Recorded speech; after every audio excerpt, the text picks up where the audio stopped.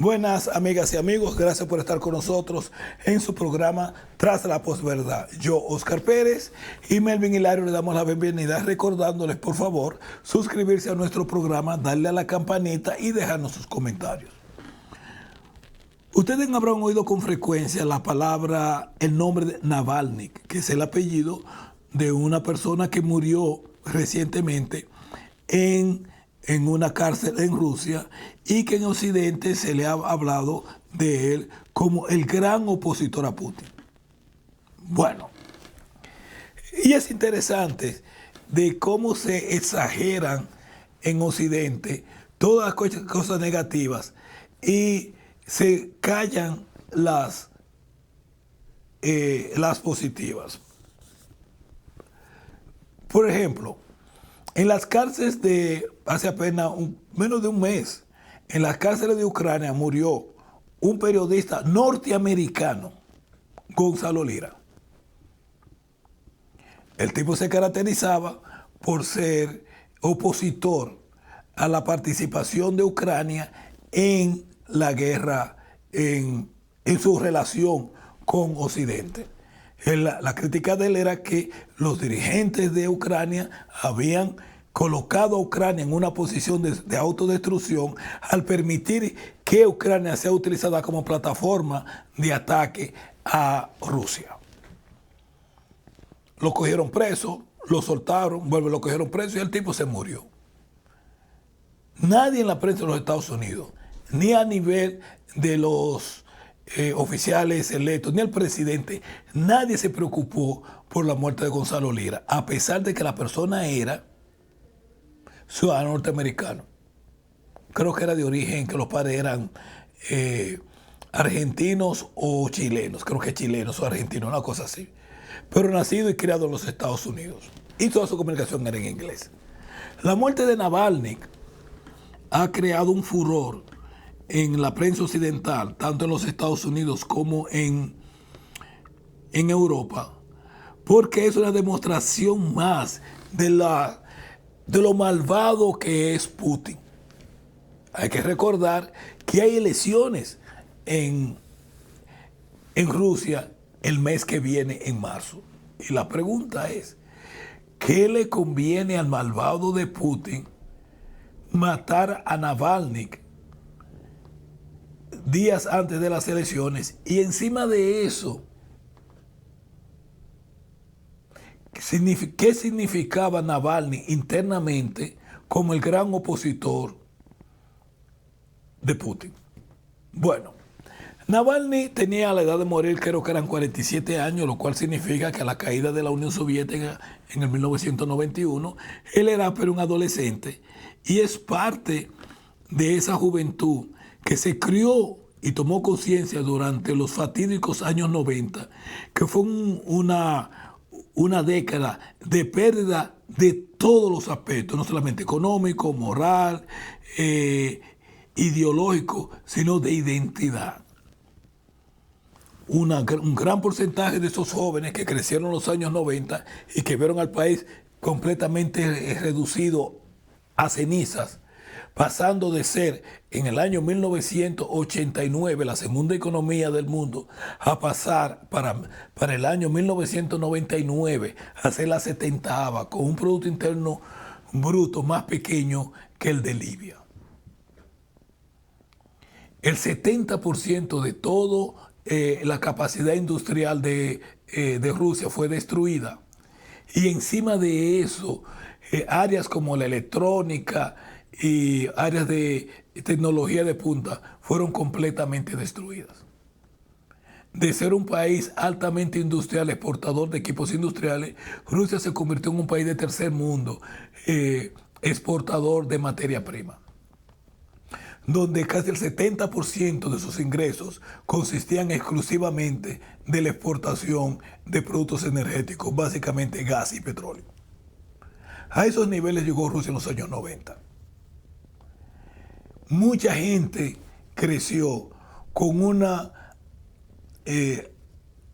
odio profundo, no solamente a la Unión Soviética, porque lo cual ellos consideraron el causante único de todas las desgracias que le pasaron al país en los años 90, sino que encima de eso comenzaron a desasociarse de su origen étnico de ser ruso y comenzaron a buscar una nueva personalidad en lo que era Occidente. Y donde se convenció a mucha gente que la única forma de Rusia ser rescatado y ir para adelante era a través de la asociación, de claudicar completamente frente a Occidente. Eso fue una campaña dirigida y creada desde los Estados Unidos para crear una nueva élite intelectual en Rusia que estuviera aliada incondicionalmente con los Estados Unidos. Para eso ellos tomaron jóvenes que lo trajeron a los Estados Unidos y lo mandaron a otras partes del mundo para prepararlos ideológicamente para hacer la nueva dirección de Rusia. Entre ellos estuvo Navalny, que vino aquí a los Estados Unidos y lo prepararon en la Universidad de Yale.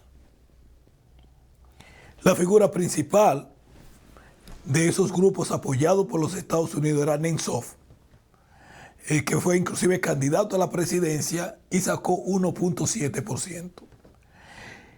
En la conciencia de la mayoría de los rusos, los años 90, su principal causa no fueron las medidas tomadas por la Unión Soviética, sino las medidas tomadas en contra de la Unión Soviética por personas como Yeltsin y aquellos que se alinearon con Occidente para destruir a Rusia. Pero hubo un grupo bastante minoritario, pero encastado en Moscú y San Petersburgo, que siguieron recibiendo ayuda de Occidente. Tanto así que en las elecciones pasadas, cuando los Estados Unidos intervienen directamente financiando la oposición en contra de Putin, las relaciones llegaron a un punto bajo. Tanto así que Hillary Clinton tuvo que pedirle excusa a Putin porque los rusos estaban dispuestos inclusive a romper las relaciones. No sé si ustedes se acuerdan de aquel famoso encuentro entre Hillary Clinton y Lavrov, donde ellos estaban pulsando el nuevo un botón rojo indicando que vamos a reiniciar un nuevo proceso en las relaciones. Todas las organizaciones de carácter político que tenían financiamiento del exterior fueron prohibidas en Rusia. Y dentro de las personas que se convirtieron en portavoces de ese interés prácticamente traicionero a los intereses de Rusia, se encontraba Navalny. Navalny era un blogger que llegó a ser el más popular dentro de esos grupos y que supuestamente se dedicaba a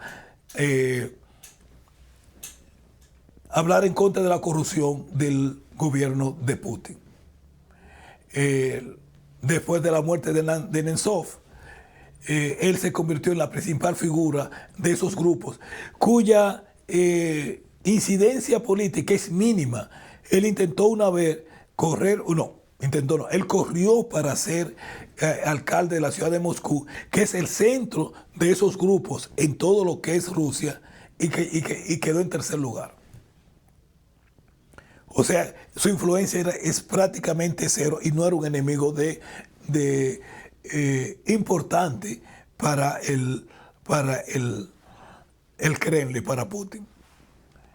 En un viaje que él venía internamente, en un avión que venía internamente de una ciudad de la Siberia hacia Moscú, se enferma, lo llevan a un hospital local, luego lo llevan a Moscú y lo están atendiendo. Él pide que lo saquen del país y lo mandan a Alemania. En Alemania, sorpresivamente, descubren que él lo habían supuestamente envenenado con cianuro, no sé, con una sustancia radioactiva. Los rusos le piden a los alemanes, por un momento, estuvo aquí en 2 hospitales, nosotros no le encontramos nada de eso. Denos los resultados para nosotros crear una investigación. Los alemanes dicen que no. Nosotros no le vamos a dar ningún resultado médico. Nosotros hicimos que ustedes lo envenenaron y ahí se acabó.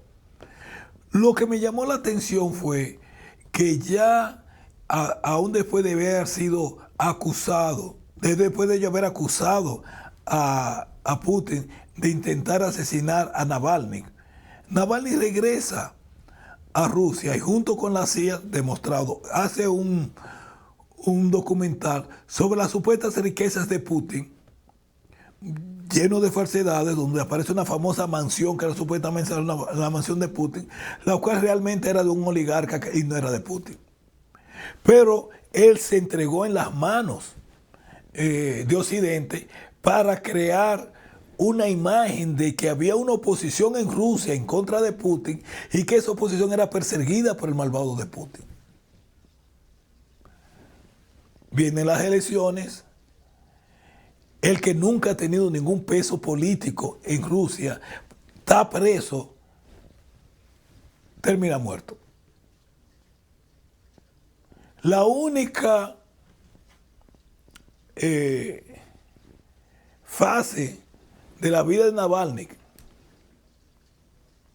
que yo siempre he admirado es el hecho de que él decidió regresar a Rusia. Ahora, él estaba preso por corrupción y fue probada. Ahora, no era raro. En Rusia, como en muchos países, pero en Rusia como una enorme corrupción en los 90 y que todavía la corrupción sigue siendo un problema serio.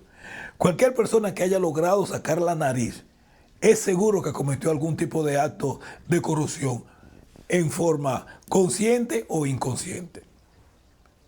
Y es cierto que de lo que se acusa, los actos de corrupción que se acusan a Navalny, se le pudieron aplicar a cualquier persona. Y si usted comienza a indagar, inclusive hasta en el propio Putin, es posible que lo encuentren.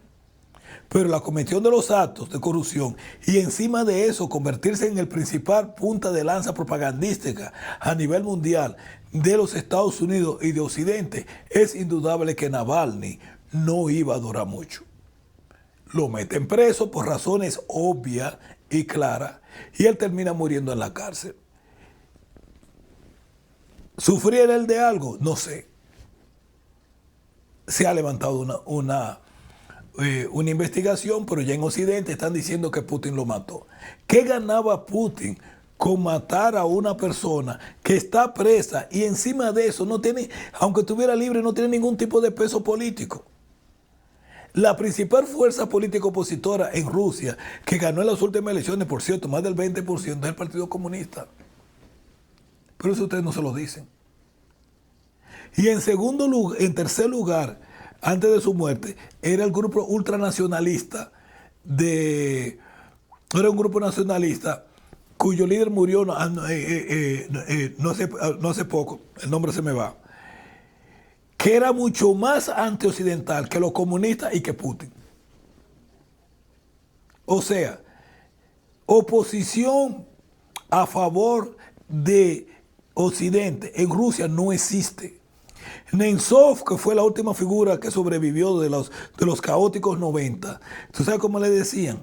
2%.